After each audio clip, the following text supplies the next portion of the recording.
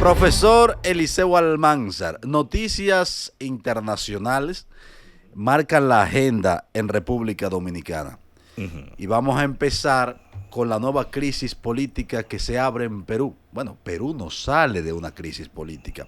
Y aunque en los tiempos más recientes había como un espacio de tranquilidad, como un paso de paz en medio de la tormenta. Bueno. Como paz en medio de la tormenta. El torito. Sí, porque Perú desde el 2016 o 2018 ha tenido como 5 o 6 presidentes. Sí. Ninguno ha completado el periodo. Y la que tenía más tiempo era esta señora Boluarte. Y solamente en ese periodo, uno de ellos ha sido electo en urnas, que fue Pedro Castillo. Que también fue destituido por el Congreso. También fue destituido. Ajá. Pues, en las horas más recientes, madrugada del viernes, fue destituida la expresidenta del Perú ya, Dina Boluarte. Dina Boluarte asumió la presidencia del Perú en el 2022, sí, sustituyendo a Pedro. La señora Boluarte había tenido como una especie de tranquilidad en el Perú. De hecho, a mí me tomó un poco sorpresiva la destitución, pese a que ella venía arrastrando algunos señalamientos de presunta corrupción, de presunto maltrato en el poder, autoritarismo, pero eran cosas como medio leve. Sin embargo, Perú ahora en los tiempos más recientes tiene unos episodios de violencia como pocas veces se habían visto después de la democracia. Y es precisamente lo que ha marcado la pauta para esta institución, que también me sorprendió que haya sido unánime en el Congreso. Creo que son 188 congresistas. No, 130. O 130. Gracias, profesor. Sí. Y todos votaron a favor de la destitución de Boluarte, que ya hoy es una expresidenta en el Perú. Mira, es la quinta presidenta que es destituida por esa causa. Por esa vía. Por incapacidad moral. No por esa vía, por esa causa. Sí. Porque la vía de destitución se le ha aplicado a otros presidentes también. Sí. Es la quinta presidenta. El primero fue Alberto Fujimori, fue Martín Vizcarra, Pablo Kuczynski, me está faltando uno. Ella, y déjame ver cuál fue el otro, lo tengo por aquí anotado. Pero Pedro Castillo. No, Pedro Castillo. No. Sí, Pedro Castillo. Tienes razón, claro. Tienes razón. Piri González. Tienes razón, el sombrero. Sí. Fue utilizada por primera vez en el año 2000 en la Constitución que Fujimori modificó. Sí. Año 2000, en 18 años después. Fíjense el periodo de inestabilidad política. Del año 2018, en los últimos 7 años, se destituyó primero a Pedro Pablo Kuczynski. Sí. Después, 2 años después, Martín Vizcarra. 2 años después, 2022, Pedro Castillo. Y 3 años después, Dina Boluarte. Y Alan García, que había sido presidente antes, terminó suicidado. Atención, editores. Bueno, lo que pasa es que Alan García se quitó la vida. Ya no era presidente. No, él claro, lo estaban procesando en el caso Odebrecht, claro, por el cual está guardando prisión Kuczynski. Ollanta Humala. Diablo, ¿verdad? Yo me acordaba de Ollanta. Ollanta Humala. Dios y mío. Su esposa también. Están los dos cumpliendo sanciones por eso. Entonces, ¿cuál era el tema con Perú? Bueno, el Congreso es unicameral. Sí. O sea, no es como el nuestro, que tiene Senado y diputados. Es una sola Cámara, que mucha gente aquí quería eso en la reforma constitucional. Congreso unicameral. Miren el peligro de un Congreso unicameral. Sí, porque se reducen mucho los filtros. Claro, o sea, el espíritu de la bicameralidad es los criterios de representación. Y además, profesor, perdóneme, debe reducir los filtros. Allá hay la peligrosidad de que a nivel de sucesión es al presidente de esa Cámara que le toca. No. Hay un presidente, mira cómo es el mecanismo de sucesión. Corríjame. Hay un presidente, un vicepresidente, primer vicepresidente y un segundo vicepresidente. Si ninguno de los tres si el presidente queda destituido y ninguno de los dos sucesores constitucionales puede asumir la presidencia, entonces la asume el presidente del Congreso. ¿Qué es lo que ha pasado aquí? Porque recuerda que Dina Boluarte era la segunda vicepresidenta de Pedro Castillo. Sí. o era presidenta de la Cámara, creo que era. No recuerdo bien. No, creo que era vicepresidenta. No, ella, creo que no. Pero bueno, Dina Boluarte era la sucesora de Pedro Castillo. Sí. Que creo que en el proceso de destitución de Pedro Castillo, si mi memoria no falla, fueron destituidos tanto él como su vicepresidente.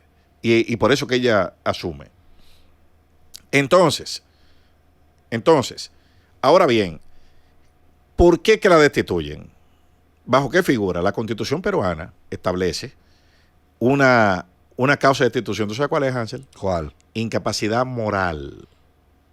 Eso es muy ambiguo. Pero no en ninguna parte está definido lo que es la incapacidad moral. Demasiado ambiguo. O dicho de otro modo, ¿cuáles son las condiciones morales que hay que tener para ser presidente? ¿Entiendes? Entonces, con eso se ha jugado como con la plastilina, con la masilla. Sí. Y se le ha dado la forma, es un líquido, un gas, que adopta la forma recipiente que lo contiene. Y miren cómo que se inicia el procedimiento para destituir a un presidente. 20% de la matrícula, o sea, 26 congresistas, te firman la petición. Después de eso, un 40% de los congresistas, o sea, 52, aprueban someter la votación. Y después de ahí, la mayoría decide si te destituyen o no. Es una audiencia que se celebra después de aprobada la petición. Entre los 3, no menos de 3 ni más de 10 días, el Congreso la debate. Invitan al presidente, la presidenta o el funcionario que van a destituir con sus abogados. Claro. Y lo oyen en una especie de juicio sumario y ahí deciden. En varias ocasiones se había hecho el intento de solicitud, ese que tú señalas, ajá, y no había podido ser aprobado concitar la mayoría. Concitar la mayoría, ajá, y se caía. Ahora inició súper rápido, porque inició, tengo entendido, como el jueves. Sí, porque o el miércoles. Entre los 3 y los 10 días. Sí, te explico. Entonces, fue motivado por la violencia que vive el Perú, pero la gota que derramó la copa fue un atentado a una banda artística que ocurrió en un recinto militar. Ajá. Ellos estaban cantando y se abrió fuego en ese recinto militar. ¿Qué tiene que ver la presidenta con eso? Te explico. No, porque ya venía acumulando, claro, ya se venía acumulando el descontento. Pero tú sabes cómo es cuando la masa decide irse por un lado. El que se está ahogando respira hasta por un tallo lechosa. Ya. Entonces venía ese caldo de cultivo, y desencadenó con el atentado a esta banda artística, que hay muchos músicos heridos. Entonces empezó la ola de la destitución. Los que ya venían cimentando esa idea aprovecharon, la pasaron en el Congreso y la aprobaron todo, pero fue un tema como tan raudo, fue al vapor. Claro. De hecho, a ella la invitaron, como dicen los procesos que tú acabas de señalar, con sus abogados, y ella se negó a ir. Ella dijo que no, que era inconstitucional, y no se hizo representar. La esperaron 20 minutos en la sesión. No vino a los 20 minutos, vamos arriba. Por fin. Y a par de horas ya estaba destituida. Es que ya ella sabía que después que te levantan una mayoría, pues los presidentes saben. Y tiene congresistas que estaban alineados, algunos estaban alineados con ella, le dijeron, mire, aquí el ambiente que hay es... No venga. Y incluso, aquí se fue más lejos. El presidente del Congreso peruano envió cartas a más de 30 embajadas para que no le den asilo. ¿Pues la van a meter presa? Sí, porque eso es lo que viene ahora. Eso es lo que viene ya ahora. Le pusieron el impedimento de salida. Óyeme, en las próximas horas está presa. A más de 30 embajadas para que solicitándole que no le den asilo. Algunas de esas embajadas, como la de Ecuador, por ejemplo, se enviaron multitudes alrededor para evitar que ella entre. Oye eso. Oye hasta qué nivel se está llegando ahí. Las embajadas que ellos entienden, donde ha habido contacto primario para que ella, que puede ser la receptora de asilo, ya se la tienen rodeada con manifestantes para que no pueda entrar. Ya, con manifestantes. Sí, turbas, ya. Grupo de manifestantes. Entonces, esa es la situación. Ahora, Perú es un país muy particular en el tema político. Ahí la presidencia, ustedes vieron, ya hicimos un recuento. No, y un presidente se va con cualquier cosa. La presidencia en Perú es un deporte extremo. Claro. Sí, eso es de alto riesgo. No importa. Es una cosa tremenda, es un país, señores. La última elección que hubo en Perú, creo que fueron 18 millones de votantes. Eso se decidió por 20,000 votos. Eso fue en el 16. No, cuando salió electo Pedro Castillo. No, cuando salió electo Kuczynski fue. No. Pedro Castillo fue el último presidente electo en una, fue Pedro Castillo. Ok. Ahí fue que compitió Keiko. Keiko Fujimori. Que estuvo a punto de ganar. Claro, te estoy diciendo que Pedro Castillo ganó por menos de 20,000 votos en 18 millones de votantes. ¿Tú estás oyendo la diferencia de eso? Sí. Mira, Perú es un país políticamente sumamente dividido, donde el componente racial fue lo que decidió las elecciones. Pedro Castillo es un maestro de escuela de origen rural que tenía un discurso marxista y clasista. O sea, se agarró de la discriminación racial a los indígenas y a los grupos menos favorecidos y se montó en esa ola y ganó todas las zonas rurales de Perú y una gran parte del interior. Mientras que en las ciudades ganó la fuerza contraria, que era la de Keiko Fujimori. Pero quedó por menos de 20,000 votos, me parece que fue. Por una cosa ridícula, fue la diferencia.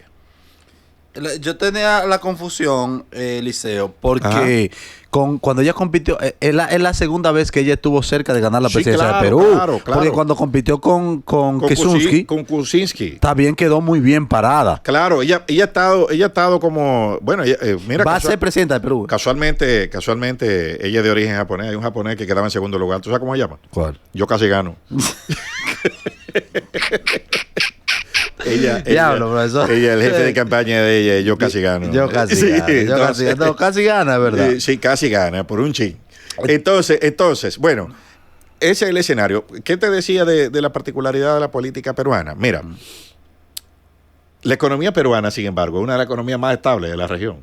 Entonces, ¿cómo un país que cambia presidente, como quitarse los zapatos, es un país tan económicamente estable? Bueno, porque ahí se dividió todo. Entonces, miren, la economía, los temas empresariales y eso, vamos a manejarlo fuera de la política y ustedes mátense por eso. Y no hay ningún problema. Cambien presidente, hagan lo que ustedes quieran, pero mira, ahí no cambian al del Banco Central, ahí no cambian al de Hacienda, lo que toman decisiones con el dinero, eso no lo cambian. Sí. Ni tampoco los que toman decisiones en el ala institucional, los tribunales. Perú, déjame decirte una cosa, yo que he estudiado Derecho Constitucional, Perú es una de las fuentes de jurisprudencia. Sí. Sí, es uno de los países donde el sistema de justicia constitucional ha evolucionado más y tiene muy buena jurisprudencia en materia de derechos fundamentales. Es un país que ha sido bastante sacudido por temas de violencia, igual que Colombia. Obviamente guardando algunas diferencias y particularidades, pero son países con unos niveles de institucionalidad muy sólidos, donde ahí cambian el presidente y todo sigue funcionando. Sí. Han tenido que adaptarse a eso. En parte eso se debe, y mucha gente no le gusta que lo digan, pero es así, al trabajo que hizo Fujimori de resolver el tema de los conflictos armados con la guerrilla. Sí, claro, con el Sendero Luminoso. Fujimori tuvo que saltarse esa institucionalidad. ¿Qué precio, Eliseo? Bueno, Fujimori tuvo que saltarse esa institucionalidad. Muchas veces crear una nueva institucionalidad, entre comillas, y proceder en consecuencia. Perú era un país, recuerden que Perú tenía el movimiento MRTA, el movimiento revolucionario Tupac Amaru, dirigido por Abimael Guzmán, que secuestró la embajada de Japón, donde estaba el embajador dominicano, también fue secuestrado ahí, en ese. Y Sendero Luminoso operaba ahí. O sea, era un país que tenía muchos problemas de violencia. Un país que produce cocaína, donde hay grupos armados que controlan el narcotráfico. O sea, era una especie de... Era una olla en ebullición constante. Entonces llegó Fujimori y con su mano derecha, Vladimiro Montesinos, y crearon un sistema de inteligencia paralelo que se saltaba todas las normas y decidió darle de baja a mucha de esa gente, no utilizando unos métodos no muy católicos, que digamos. Con apoyo obviamente del gobierno de los Estados Unidos, que cuando ya Fujimori no le sirvió para nada, decidieron salir de él por la vía correspondiente. Mira, la facilidad de Perú es que, como tú has señalado, la economía siempre se mantiene estable. Sí. Y por eso esta turbulencia política no afecta la paz social. Sin embargo, ahora sí está tocando algo de la economía. Una de las medidas de impopulares, que también le ocasionaron un rechazo a Boluarte, era que estaba pidiendo una especie de, ¿cómo se llama eso?, de cotización en los seguros a los jóvenes que aunque no trabajaran. Y señalaban el desempleo en un 70%, cosa que me extrañó, que era la causa principal del rechazo, que la aprobación de ella, según leí recientemente, estaba como en un 3 o 4%. O sea que ya se iba ya. Sí. Bueno, entonces vamos, Eliseo, al sustituto ahora de la señora Boluarte, que va a ser de transición, porque las elecciones son creo que en el 2026. Tiene que convocar elecciones. Tiene que convocar elecciones. Porque esa es la particularidad. Si no, cuando asume el presidente del Congreso, y eso establece la Constitución, esa es la regla. Si ninguno de si el presidente ni ninguno de los dos vicepresidentes están capacitados moralmente o no pueden asumir, que es lo que está pasando ahora, entonces el presidente del Congreso asume, pero con el compromiso de convocar elecciones. O sea, con la obligación. Es para organizar, como tú señalaste, un gobierno de transición, que ahora tendrá que poner en marcha todo el mecanismo para que se produzcan elecciones el año que viene. Eso es lo que va a pasar ahí. Así es. Vamos a ver el perfil un poco de quien le sustituye. Tiene apenas 38 años, que era el presidente del Congreso, alcalde de Lima, tengo entendido, y por ahí la cosa. Sí, pero vuelvo y te digo, ese probablemente, para que tú veas cómo son las cosas, probablemente esa persona se candidatee para la presidencia. Sí, creo que va a aspirar. Ya que va a estar dirigiendo el Estado, es muy probable que ese sea el próximo presidente de Perú en elecciones. Claro. Tendrá que enfrentarse a Keiko Fujimori, que va a volver a aspirar y probablemente gane. Y es probable que gane, que de hecho tuvo que contar ahora con el apoyo de los Fujimori, porque no es solo Keiko, también está el hermano Kenji, que los dos están divididos y los dos tienen legisladores a su favor. Sí, claro. Ellos están divididos hace mucho tiempo, se llama a muerte. Fuerza K, se llama el partido. El de Keiko. Ajá. Y el de Kenji. No, son del mismo partido. Lo que pasa es que están divididos. Son dos facciones. Al punto que cuando Keiko cayó presa, estuvo presa también, fue de alguna manera alimentado ese movimiento por su hermano, ese movimiento en su contra, desde el Congreso. Sí, lo que pasa es que ahí hay un pleito por... Digo, son hijos de Alberto Fujimori, ¿qué tú puedes esperar? No, pero que tú sabes que había pleito por el favoritismo, el favorito del papá, ¿quién es? Sí, pero indiscutiblemente Keiko es una política mucho más carismática que Kenji Fujimori. Sí, claro. La verdad que eso es la que... José Gerí se llama el sustituto de Dina Boluarte, que va a convocar elecciones. Vamos a ver cómo están las encuestas de preferencia en Perú, a ver qué dicen para ilustrar a nuestra audiencia. Sí. Hay un tema con ese señor que asume, José Gerí, y es que tiene un historial de denuncia por presunta agresión sexual. Y eso está archivado. Entonces, desde que él saque la cabeza que va a aspirar, tú supiste lo que va a pasar, ¿verdad? Pero claro. Que se va a revivir ese expediente. Claro. Entonces, es probable ya, me atrevo a vaticinar, que él, si participa, puede que pierda. Porque en Perú no se relaja con la política. Mira esta belleza. Las encuestas en Perú. Rafael López Aliaga, encuesta Ipsos, septiembre de 2025, o sea, hace un mes. Rafael López Aliaga lidera, pero ¿tú sabes con cuánto? 10%. Es el que más tiene 10%. ¿Tú estás oyendo? Dios mío. Le sigue Keiko Fujimori con un 7%. Empate con Mario Vizcarra. Debe ser familia de Martín Vizcarra, el presidente que fue destituido, ¿verdad? Me imagino. Esa es una encuesta, la encuesta Ipsos. Esa misma encuesta, en lectura seriada, en abril, ¿qué es lectura seriada? O sea, lectura seriada es leyendo las mismas ediciones anteriores para ver la evolución. Excelente. Leí la última, ahora leo la penúltima. En abril sitúa que los candidatos Keiko Fujimori, Rafael López Aliaga y Carlos Álvarez son los 3 primeros lugares en el mismo orden. Encuesta CPI, septiembre de 2025. Si evalúa, déjame ver, ven acá, como el titular, pero entonces no está la noticia. Pero lo que yo quiero resaltar de todo esto, en lo que consigo los porcentajes, es que el 10%, mira, Rafael López Aliaga en esta otra encuesta que estoy leyendo, 13.7%, Keiko Fujimori 9%. O sea, tú estás viendo, el líder tiene entre 10 y 14% y la que está en segundo lugar tiene entre 7 y 9%. ¿Entiendes? Increíble. O sea, donde hay un empate con Mario Vizcarra que tiene un 8%. Entonces, en ambos casos que he leído, de encuestas que se están haciendo, un 84%, oigan este dato, un 84% de los peruanos dice no confiar en los candidatos presidenciales actuales. ¿Un cuánto? 84%. Diablo. Entonces, ¿por qué? Porque ahí hay un problema. El que la gente votó, que fue Pedro Castillo, terminó preso un año después y destituido. Entonces, ¿para qué sirve votar ahí? Si entre 60 personas después deciden cambiar al presidente por incapacidad moral, una cosa que no está definida. ¿Verdad? O sea, ¿por qué van a convocar al electorado 18 millones de personas que van y votan? Entonces votan por una cosa y después resulta que en los 60 personas en el Congreso hacen otra. Asusta la violencia que está experimentando Perú, que sale a relucir ahora con estos procesos, secuestro de choferes, bandas que piden peajes en territorios determinados. Perú viene en paz, entiendo, desde que Alberto Fujimori terminó con Sendero Luminoso.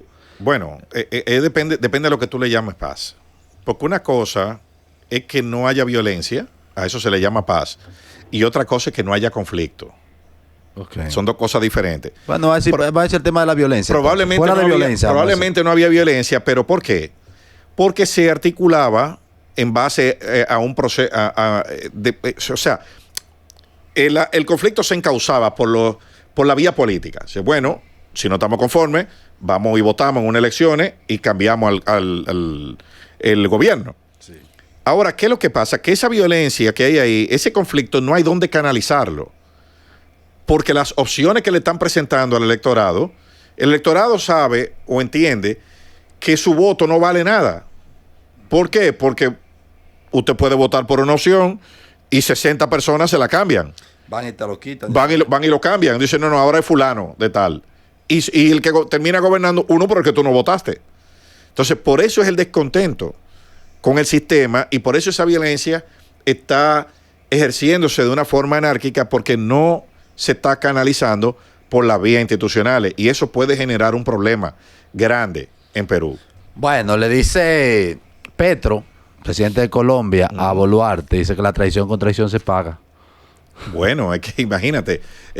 Tú sabes que Petro y Pedro Castillo, muy afines, vienen de la misma ala, sí, la ala de izquierda. Sí, lo que pasa es que Petro viene de ejercer la violencia armada. Claro, la guerrilla. Petro era enemigo del Estado colombiano. Sí. ¿Entiendes? Entonces ahora él está dirigiendo el mismo aparato al que él combatió. Es enemigo del Estado, enemigo de las instituciones, porque un guerrillero, ¿qué es? Es eso. Claro. ¿Qué es lo que subversivo? ¿Qué es lo que promueve? No, es la revolución contra el Estado. Entonces están poniendo a dirigir uno que quería destruir lo mismo que él está dirigiendo. Un error de Colombia. Bueno, Petro fue un error de Colombia. No necesariamente un error. Lo que pasa es que, Hansel, mira, en las protestas hay un efecto detonante, el trigger, le dicen los norteamericanos, lo que la detona. Y eso después se va uniendo con otras cosas. Recuerda que Petro es un presidente post-pandemia. En la pandemia, después de la pandemia, todos los presidentes del oficialismo perdieron en América Latina.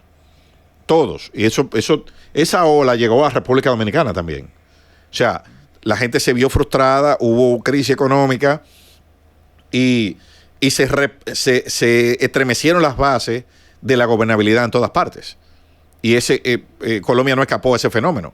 Si tú te pones a ver la situación económica de Colombia, la situación social, ahí no ameritaba que se dieran esos movimientos. Sin embargo, la gente después de salir de un confinamiento, mucha gente, el descontento, el miedo, el Estado gobernando con medidas de fuerza, eso detonó todo lo anterior. Fíjate que en Chile, por ejemplo, ¿cómo gana Gabriel Boric? ¿De dónde sale él? es de un movimiento de protesta estudiantil. Sí, claro. Que comenzaron, ¿tú sabes por qué fue que comenzaron ahí? Peleando, porque subieron el pasaje del metro.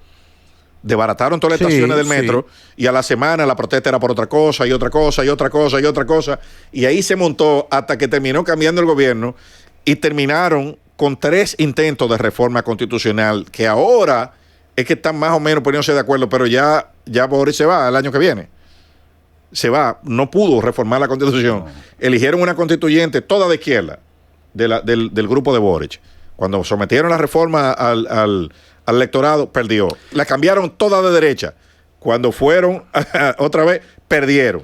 Esos son los males del populismo. No, y la América Latina, acuérdate de las tres paradojas, las 3 características del poder en siglo XXI, de Oppenheimer, que dice, el poder en América Latina se ha vuelto fácil de obtener, fácil de perder y difícil de ejercer. Wow. Political.